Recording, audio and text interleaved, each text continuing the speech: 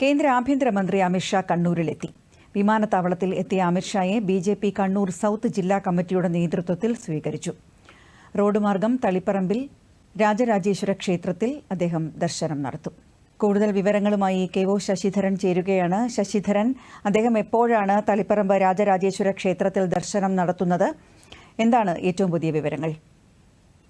സജീദേവി, അല്പം മുൻപാണ് കേന്ദ്രമന്ത്രി അമിത്ഷാ തളിപ്പറമ്പിലെത്തിയത്. തളിപ്പറമ്പിൽ വെച്ച് വലിയ രീതിയിലുള്ള സ്വീകരണമാണ് ബി.ജെ.പി. നോർത്ത് ജില്ലാ കമ്മിറ്റിയുടെ നേതൃത്വത്തിൽ അദ്ദേഹത്തിന് ലഭിച്ചത്. നിരവധി ആളുകൾ തളിപ്പറമ്പിലെ റോഡിന് ഇരുവശവും തിങ്ങിക്കൂടി നിൽക്കുന്ന കാഴ്ചയായിരുന്നു.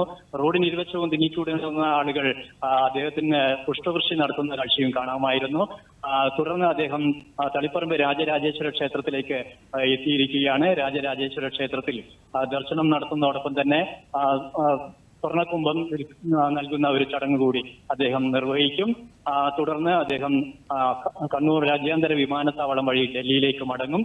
കനത്ത സുരക്ഷാ ക്രമീകരണങ്ങളാണ് തളിപ്പറമ്പിലും പരിസരങ്ങളിലും ഏർപ്പെടുത്തിയിരിക്കുന്നത്. കണ്ണൂർ റൂറൽ പോലീസിന്റെ നേതൃത്വത്തിൽ 500ഓളം പോലീസുകാർ തളിപ്പറമ്പിൽ അതോടൊപ്പം തന്നെ ക്ഷേത്ര പരിസരത്തും വിന്യസിച്ചിട്ടുണ്ട്.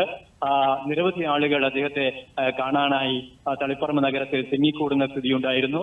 ഏകദേശം 1/4 മണിക്കൂറിന് ശേഷം അദ്ദേഹം തളിപ്പറമ്പിലൂടെ തന്നെയാണ് മടങ്ങിപ്പോവുക. ഗതാഗത നിയന്ത്രണവും ഈ ഭാഗത്ത് ഏർപ്പെടുത്തിയിട്ടുണ്ട്. സജിദേവി. കേന്ദ്രമന്ത്രി അമിത്ഷാ തളിപ്പറമ്പ് രാജരാജേശ്വര ക്ഷേത്രത്തിൽ എത്തിയിരിക്കുകയാണ്. അദ്ദേഹം ദർശനം നടത്തിയിട്ട് ക്ഷേത്രത്തിലെ ചില പരിപാടികളിൽ പങ്കെടുത്ത് ഡൽഹിയിലേക്ക് മടങ്ങും. വിവരങ്ങൾ നൽകിയത് കെ.ഒ. ശശിധരൻ.